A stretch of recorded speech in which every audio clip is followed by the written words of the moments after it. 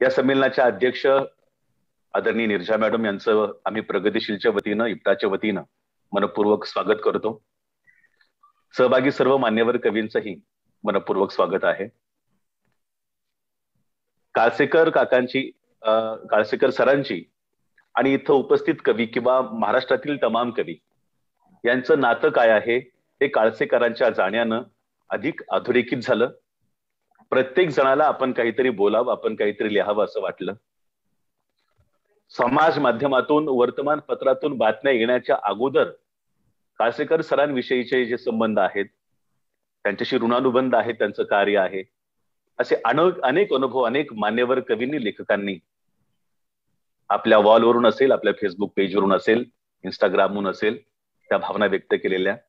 आणि आपण बघितलं की ज्या दिवशी काळसेकरांच्या निधनाची बातमी आहे त्याच दिवशीच्या वर्तमानपत्राच्या पुरवण्यांमध्ये अगदी अगोदर त्या पुरवण्या सेट झालेल्या असतात, परंतु संपादकांनी काळसेकरांच्या संदर्भातील लेखाला तिथं स्थान दिलं. याचा अर्थ पत्रकार असतील, संपादक असतील, या सगळ्या मंडळींचं काळसेकरांशी जे नातं आहे ते नातं इथं अधोरेखित होतं. या कवी संमेलनामध्ये जे मान्यवर कवी उपस्थित आहेत त्या सर्व कवींचं मनपूर्वक स्वागत. सावंतवाडीहून प्रवीण दशरथ बांदेकर सर, नांदेड येथून विठ्ठल सर, कोल्हापूर इथून रफिक सुरतजी, पुणे येथून कल्पना दुधाळ मॅडम, वसई येथून वर्जिश सोळंकी सर, औरंगाबाद येथून रवी कोरडे, जळगाव येथून सत्यपाल सिंग राजपूत, मुंबई येथून शर्मिष्ठा भोसले, विंगकर सर, नाशिकहून सुदाम राठोड, अमरावतीहून प्रसेनजीत तेलंग, नाशिकहून प्रमोद अहिरे, झूमच्या माध्यमातून इथं जे कंडक्ट करतायत ते विलासराव देशमुख शासकीय महाविद्यालय लातूर येथील प्रशासकीय अधिकारी माझे मित्र संजय मगर सर, तसेच प्रगतीशील लेखक संघाचे अध्यक्ष आदरणीय नागनाथ कोत्तापल्ले सर, सचिव राकेश वानखेडेजी आणि सर्व श्रोत्यांचं आम्ही मनपूर्वक स्वागत करतो आहे. आपण कवितेचं नातं, कवीशी नातं ही गोष्ट जाणीवपूर्वक या ठिकाणी अधोरेखित होणार आहे. काळसेकर गेले आणि एक महत्वाचं पुस्तक हरवलं अशी भावना अनेकांनी व्यक्त केली. अनेकांनी सांगितलं की पुस्तक म्हणजे प्रकाशन आणि वाचक यांच्यातला दुवा हरवलेला आहे. काळसेकरांचं पुस्तकांवरचं जे अफाट प्रेम आहे त्याचा लौकिक सगळीकडे, अनेकांनी त्यांच्या वक्तव्यातून ती गोष्ट सांगितलेली आहे. त्यांची पुस्तकांच्या संग्रहाविषयी एक फार सुंदर कविता आहे की पुस्तके साठत जातात, पुराण पुरुषांनी देवघरात ठेवलेली रेशमी बासनात बांधून सुरुवातीला, नंतर येतात कुठल्या कुठल्या स्पर्धातून बावचळल्यासारखे एकदमच सिंदबाद, रणाविण स्वातंत्र्य ते थेट सुखी संसार. पुस्तके पाहतात त्यांच्या निष्पाप छपाईतून संसारातल्या खस्ता. पुस्तके तशी विक्रीस काढता येत नाहीत दागिन्यांसारखी किंवा ठेवता येत नाहीत गहाणवट स्थावर मालमत्तेसारखी. प्रथम पुस्तके दारोदार हिंडत राहिली माझ्या वळकटीसारखी. पुस्तकांना तेव्हा आपले म्हणावे असे छप्पर नव्हते माथ्यावर. पुस्तकांना साथीचे रोग फार लवकर जडतात म्हणून प्रथम येतात संस्कृतीवरचे टाकाऊ ग्रंथ. प्रेम कवितांच्या भन्नाट पंक्ती त्यांच्या जोडीनेच साजऱ्या होतात. पुस्तके पाहत नाहीत अंथरून पाहून पाय कसे पसरावेत. पुस्तके निराश होत नाहीत अंगावर कितीही चढली धूळ तरी. पुस्तकांना येताना जाण्याची खंत नसते. रोगांची लागण वय परत ते बदलावी हे सहजपणे पुस्तके आपलेसे करतात. ती जातात अडगळीच्या जागी अनाथ वाचनालयाच्या कपाटात. पुस्तके सहसा जात नाहीत रद्दीत, पुस्तके रद्दीत विकावी हे प्रेमपत्रांना दूर लोटावेत असे क्रूर वाटते. पुस्तकांना वय शहाण्यासारखे स्वीकारता येत नाही. आता पुस्तके शोभेसारखे वाटतात अधूनमधून, तरीही पुस्तके नव्याने येतच राहतात बदलत्या हवामानास अनुसरून. त्यांना अधूनमधून हवा बदलासाठी हवावेही लागते. कपाटातून माळ्यावर, माळ्यावरून ट्रंकेट, ट्रंकेतून पुन्हा कपाटात. ती विना तक्रार तुमच्या सोयीने नांदतात. काळोखातही पुस्तके तुम्ही म्हणाल तर डोळे उघडे ठेवतात, म्हणाल तर दिवसा ढवळ्या पुस्तके तुम्हाला हातावर तुरी देऊन दोस्तांसोबत निघून जातात. पुस्तकांना कोणापाशी नांदावे त्यांच्या निवडीचे भान नसते. पुस्तके म्हणाल तर तुमची असतात, पुस्तके म्हणाल तर दुःख देतात, पुस्तके म्हणाल तर आधार देतात, पण पुस्तके कधीही नसतात स्थावर जंगम मालमत्तेसारखे. तुम्ही कसेही गेलात फरफटत त्यांच्या डोळ्यांसमोर किंवा त्यांच्या डोळ्यांआड, तरीही पुस्तके भाकरीसाठी विकता येत नाहीत. आणि म्हणून पुस्तकांसाठी घर करणारा साहित्यिक म्हणून, पुस्तकांसाठी घर शोधणारा साहित्यिक म्हणूनही सतीश काळसेकर यांच्याविषयीची भावना आपण सर्वांनी सातत्याने व्यक्त केलेली आहे. या प्रसंगी उपस्थित सर्व मान्यवर श्रोत्यांचं, मान्यवर कवी मंडळींचं आम्ही मनपूर्वक स्वागत करत आहोत. स्वतःची एक कविता आणि काळसेकर सरांची एक कविता, अशा कविता या कवी संमेलनातून ही सर्व कवी मंडळी आपल्या समोर ठेवणार आहे. या कवी संमेलनाच्या अध्यक्ष मॅडम या कवी संमेलनाच्या अध्यक्ष आहेत. जेव्हा कवी संमेलनाचं नियोजन करायचं तेव्हा कुणाला निमंत्रित करायचं किंवा कोण कवी असणार आहे, तेव्हा अनेक कवींची नावं आमच्या समोर आली. तेव्हा एकाच कवी संमेलनात खूप वेळ जाऊ नये म्हणून आपण अशा प्रकारचे वेगवेगळे कार्यक्रम घेणार आहोत. अनेक जणांनी या कवी संमेलनाची पोस्ट बघून थोडी नाराजी व्यक्त केली, परंतु त्यांना सुद्धा या कवी पुढच्या उपक्रमात आपण सहभागी करून घेणार आहोत. अनेकांनी सांगितलं की आमचा काळसेकरांशी खूप स्नेह होता, त्यांच्या आमच्या खूप जुन्या आठवणी आहेत, किंवा आपल्या कवितेचं आणि काळसेकरांच्या कवितेचं नातंही त्यांनी सांगितलं. त्यांच्यासोबतही आपण वेगवेगळे कार्यक्रम करणार आहोत. वर्षभर आपण काळसेकरांच्या कवितेसंबंधी, त्यांच्या सामाजिक कार्यासंबंधी, त्यांच्या संपादनाच्या संबंधी वेगवेगळ्या जाऊ आणि कार्यक्रमाचा शेवट निर्जा मॅडम यांच्या कवितेनं आपण करणार आहोत. म्हणजे अध्यक्ष समारोप कवितेनं आणि काळसेकर सरांच्या कवितेनं होईल. तेव्हा मी निर्जा यांना विनंती करतो की आपण सुरुवातीला आपली भूमिका आणि काळसेकर सरांच्या विषयीची आपली भावना इथे व्यक्त करावी. कार्यक्रमाचे अध्यक्ष निर्जाजी. नमस्कार सर्वांना. शाहीर अण्णाभाऊ साठे यांच्या जन्मशताब्दीचं वर्ष त्याची सांगता होईल असं की त्यांचा जन्मदिवस आहे. आणि अशा दिवशी अनियतकालिकाच्या चळवळीतले कवी सतीश काळसेकर यांच्या निधनानंतर आपण त्यांच्या स्मृती जाग्या करतो आहोत. गेला अख्खा आठवडा किंवा काळसेकर काका गेल्यापासून वर्तमानपत्र, फेसबुक, वेगवेगळ्या सोशल मीडिया, गेला आठवडाभर मी जसं म्हटलं की सोशल मीडियावर असू देत, वेगवेगळ्या मंचावर असू देत, लोक बोलता आहेत. म्हणजे जणू काही मराठी साहित्याचा माहोल काळसेकर काकांच्या नावाने भरून गेलेला आहे असं एक वातावरण आहे. उद्यापासून आणखीन 4 दिवस कार्यक्रम त्यांच्या स्मृतीसाठी तयार होतोच आहे आणि तो उद्यापासून आपण परत ऐकणार आहोत. ते एकूण एका प्रकारे ह्या कवितेचा, त्याच्या माणूसपणाचा जागर आपण सगळीजण करतो आहोत असं मला वाटतंय. आणि केवळ महाराष्ट्रातील साहित्यिक नाही, तर हिंदी साहित्य विश्वातील आणि ज्या वेगवेगळ्या भाषांमध्ये काळसेकर काकांचा वावर होता. मी भाषांमध्ये वावर असं म्हणेन की त्यांचा पुस्तकांच्या जगात केवळ भारतातच नाही तर जगभरातील भाषांच्या साहित्यामध्ये एक वेगळ्या प्रकारचा वावर होता. आणि त्यामुळे प्रत्येक जण आज त्यांच्याविषयी बोलतंय, त्यांच्याविषयीच्या आठवणी जाग्या करतंय. आणि जसं ह्या 8 दिवसात सतत सगळेजण म्हणतायत की नवीन कवी किंवा आमच्यासारखे ज्याला त्यांच्यासाठी आम्ही नवीन होतो असे कवी, प्रत्येक जण त्यांच्याविषयी बोलतंय की त्यांनी कसं त्यांचं कौतुक केलेलं आहे, पुढे आणलेलं आहे, ह्या सगळ्या गोष्टींविषयी सतत बोलणं चाललेलं आहे. खरं तर अण्णाभाऊ साठे यांची त्यांचा जन्मदिवस ही खूप योगायोगाची गोष्ट आहे. कारण अण्णाभाऊंनी इतिहास परंपरा आपल्या आहेत त्याचा शोध घेतानाच ह्या परंपरांवर ज्यांनी मक्तेदारी दाखवली होती अशा तथाकथित संस्कृती रक्षकांवर हल्ला केला होता त्यांच्या कवितातून. तसाच प्रकारचा एक मला वाटतं हल्ला हा अनियतकालिकाच्या सगळ्या चळवळीत आपल्याला दिसून येतोय. एकूणच प्रस्थापित व्यवस्था, मग ते साहित्य विश्व असू देत, समाज व्यवस्था असू देत, जी काही होती त्याच्या विरोधात बोलणं, त्या व्यवस्थेला जाब विचारणं, हे काम अनियतकालिकेच्या चळवळीतल्या सगळ्याच कवींनी केलेलं आहे. आणि त्यातलेच एक आपले कॉम्रेड काळसेकर काका होते. ह्या सगळ्या म्हणजे मला वाटतं की बहुजन समाजातना ज्या काळामध्ये सगळी माणसं लिहायला लागली होती, म्हणजे जसं आपण म्हणतो की ही मक्तेदारी एका विशिष्ट वर्गाची, एका विशिष्ट वर्णाची होती, ती मोडून काढून त्या काळामध्ये बहुजन समाजातले लोक पुढे यायला लागले होते. त्याच काळामध्ये दलित पॅन्थरची चळवळ सुरू झाली होती, अनियतकालिकेची चळवळ सुरू झाली होती. आणि हे सगळं पाहत आणि त्या सगळ्या चळवळीचा एक भाग होऊन काळसेकर काकांसारख्या अनेक कवी, लेखक ह्या मध्ये सहभागी झाले होते.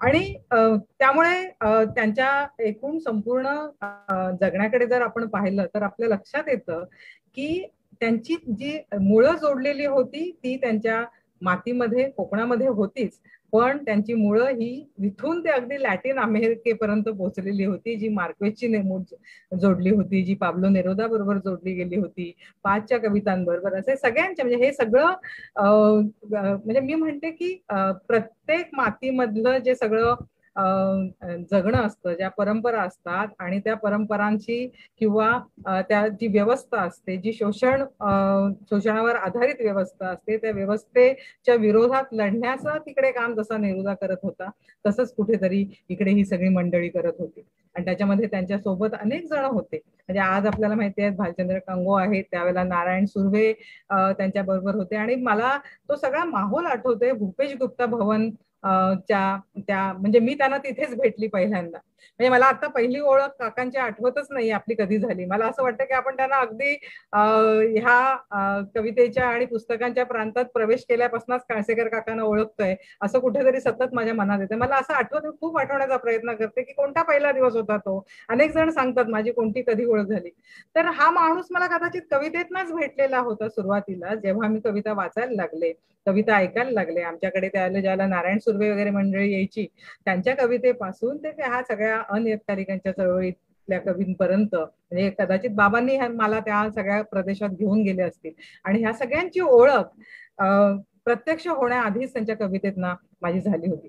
त्यामुळे मला आता हे सगळं आठवत आहे. नंतर मग मुंबईमध्ये मी जेव्हा कार्यक्रमांना जायला लागले तेव्हा भूपेश गुप्ता भवन, लोकमान्य गृह आणि काळसेकर काका हे असं एक समीकरणच होऊन गेलं होतं.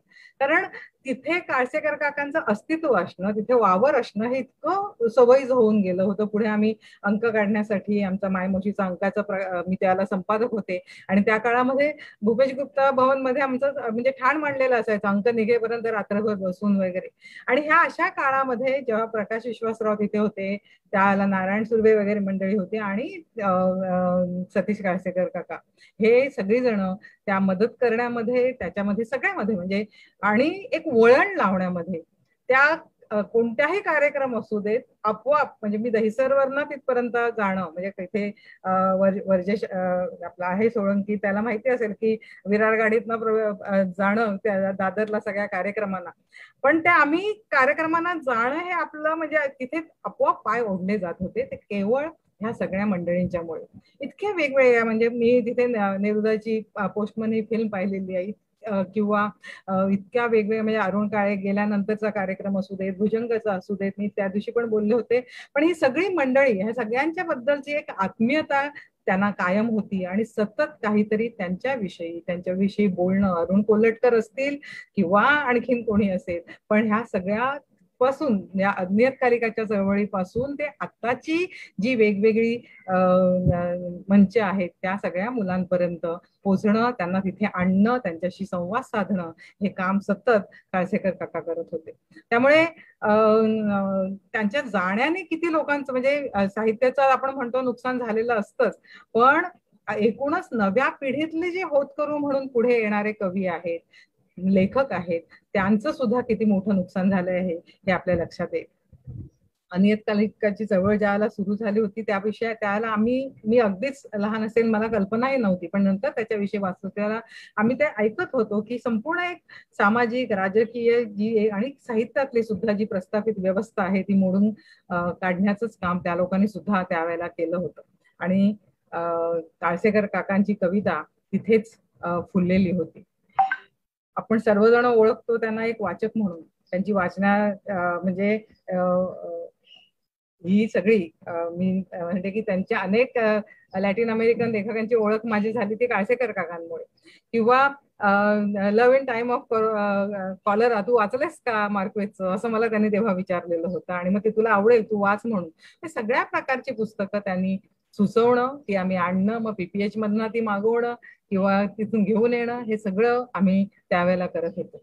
आणि काळसेकर काकांची सगळ्यांना भटकंतीबद्दल माहिती आहे भारतभर. मला त्यांनी त्यांचा एक अनुभव, अंदमानच्या प्रवासाला ते गेले होते जहाजातनं, आणि तोही जो ह्याचा वर्ग खलाशांचा हे असतो, मला आता नाव त्याचं आठवत नाही, पण त्या वर्गात 3ऱ्या वर्गातनं ते गेले होते आणि तिथलं ते जाणं, त्यातली मजा, तो सगळा अनुभव तो त्यांनी हे केला, म्हणजे आमच्याशी शेअर केला होता. आणि मला त्यावेळेला असं वाटलं होतं की एकदा तरी आपण अशा जहाजात प्रवास करावा आणि तिथून हे सगळं जग पाहावं. हे वेगवेगळे अनुभव घेणं. आमचे अनेक मित्र म्हणजे निळकंठ कदम असेल, ढहाके सर असतील, ही सगळी मंडळी त्याला, आणि खाळसेकर काकांचा मोठा बँकेतला ग्रुप होता आणि हा लोकमंगमाईचा सगळा ग्रुप, ही सगळी माणसं दरवर्षी हिमालयाच्या भटकंतीला जायची, कधी त्यांच्या परिवाराबरोबर, कधी मित्रमंडळी, आणि एक विलक्षण अनुभव सगळे घेत असायचे. मला वाटतं हे सगळे विलक्षण अनुभव घेणं ही कवीची गरज असते. प्रत्येकाला त्याची ओढ असते. काही एकांतात लिहिणारे असतात, काही कुठे बाहेरही पडत नाहीत, पण सगळं जग पाहत, जग वाचत, माणसं वाचत, हे सगळं सामावून घेत ते लिहिणं आणि ते त्यातनं व्यक्त होणं, हे काकांच्या मला असं वाटतं कवितेचं वैशिष्ट्य होतं. अनेक लोकांना त्यांनी सामावून घेतलेलं आहे. मी रजनी परुळेकर ही त्यांच्या बरोबरीची त्यांच्या काळातली कवयित्री होती, आणि आता त्यांचा उल्लेख केला समाधान इंगळे सरांनी की मी त्या रजनीच्या कवितांचं हे केलं होतं, संपादन केलं होतं, आणि त्याला काळसेकर काकांची जबाबदारी माझ्यावर सोपवली होती की नीरजा तू करशील का हे म्हणून. आणि मी रजनी माझी कायम आवडती कवयित्री राहिलेली, आणि त्यावेळेला मग ती सगळी तिच्या कवितांचं निवड करण्यापासूनची सगळी जबाबदारी त्याने माझ्यावर दिली होती, आणि ते पूर्ण स्वतंत्रपणे तू कर आणि माझ्या हातात दे. हे सगळं त्यांच्या काळातील कवींवरच नाही तर आजच्या काळातील कवींवर सुद्धा त्यांनी खूप प्रेम केलेलं आहे. मला त्यांचं साक्षात ह्या त्यांच्या काव्यसंग्रहाची जी अर्पण पत्रिका आहे ना, ती खूप महत्वाची वाटते ह्या त्यांच्या स्वभावाशी आणि त्यांच्या संपूर्ण एकूण जगण्याशी. त्याने असं लिहिलंय त्याच्यामध्ये, त्यांना माझ्याशी काही बोलायचं होतं किंवा कसं ठाऊक नाही, मला त्यांच्याशी खूप बोलायचं होतं, ते राहिलं. त्यांची बहीण आणि प्रदीप आणि विद्या ह्या दोघांना त्यांनी ते पुस्तक अर्पण केलेलं आहे, आणि ते म्हणतात की त्यांना माझ्याशी बोलायचं होतं किंवा नाही मला माहित नाही, पण मला त्यांच्याशी बोलायचं होतं आणि ते राहून गेलं. सगळ्यांशी बोलणं आणि संवाद साधणं, केवळ माणसं आजूबाजूची नातेवाईकच नाही तर जगातल्या सगळ्या कवी लेखकांशी आणि पुस्तकांशी संवाद साधणं ही त्यांना, मला असं वाटतं त्यांची गरज होती असं मला वाटतं. मला वाटतं ते जगले त्या सगळ्या काळातील लोकांचीच ती, किंवा त्या काळाचीच ती गरज होती संवाद साधण्याची. त्या काळाचे हळवे, खुपणारे, कधी आक्रमक झालेले, तर कधी माणसातलं माणूस पण संपवणारे सारे पदर त्यांच्या त्या कवितात त्यांनी उलगडलेले आहेत, आणि तिथे सतत एक संवाद तुटल्याचा जो अनुभव आम्ही नेहमी सगळे इथे अभ्यासक ते त्यांना माहिती असेल की नेहमी असं म्हटलं जातं की त्या काळामध्ये ज्या कवींच्या कविता आल्या, मग ते मनोहर असेल किंवा अनेक 70-80च्या दशकात लिहिणारे विशेषतः जे कवी होते, त्यांच्या कवितेमध्ये हे सगळं तुटले पण होतं, आणि कदाचित मला वाटतं ह्या तुटलेपणातून ती एक गरज निर्माण झाली असेल सतत सगळ्याशी संवाद साधण्याची. त्यामुळे काळानं किंवा परिस्थितीने किंवा अनेक माणसांनी ज्या वेदना दिलेल्या असतील त्याला कवटाळून न बसता त्यातून मार्ग काढण्याचा प्रयत्न सतत त्यांच्या कवितेत, आणि त्यामुळे त्यांच्या कवितेच्या शेवटाला कुठेतरी कायम एक पॉझिटिव्ह असा एक होकार, सकारात्मक असा एक टोन असतो त्यांच्या कवितेमध्ये. पक्के कॉम्रेड होते ते, आणि कोणत्याही राजकीय विचारधाराचा माणूस असला तरी मला वाटतं शेवटी तो माणूस असतो, जरी कॉम्रेड, जरी काही अनेक जण आपल्याशी स्वतःशी एक संघर्ष करत माणूस जगत असतो.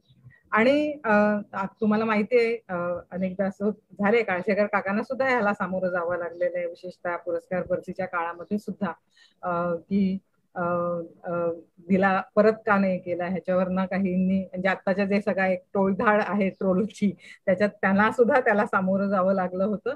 पण त्यांना ते माहित होतं की आपण काय करतोय आणि काय नाही करत ह्याची त्यांना कल्पना होती. त्यामुळे मला आठवतं एका कार्यक्रमाला त्याच्यानंतर मला भेटले होते त्या पेणवरना, म्हणजे बऱ्याचदा ते पेणवरना धडपडत कुठे कुठे जायचे, म्हणजे तिथे गेल्यानंतर सुद्धा, आणि आजारी होते ते तेव्हा, पण ते आजार पण मला बरं नाही म्हणून मला ते म्हणाले, पण तरी पण मी आलोय कार्यक्रमाला, कारण तो त्याच्यानंतरच असा एक कोणता तरी निषेधाचा कार्यक्रम होता की आज मी नाही आलो तर परत लोक काय म्हणजे काही कारण कोणाला माहित नसतं आपलं जगणं काय आहे, आणि लोक वेगवेगळ्या प्रकारच्या कमेंट्स करत असतात, तर्कवितर्क लढवत असतात. त्यामुळे ते तेव्हा आले होते. हा सगळा वेगवेगळ्या पातळीवरचा संघर्ष करत जगणं, ऋत्विकचं जाणं असेल, त्यांचं पेणला शिफ्ट होणं असेल, तिथे पुस्तकांमध्ये रमताना एकटं राहणं असेल, हे सगळं जे आहे ह्या सगळ्या संघर्षामधनं ते गेलेले आहेत. आणि तरीही मला वाटतं माणूस म्हणून कायम जिवंत, एक वाचक म्हणून ते कायम जिवंत राहिले.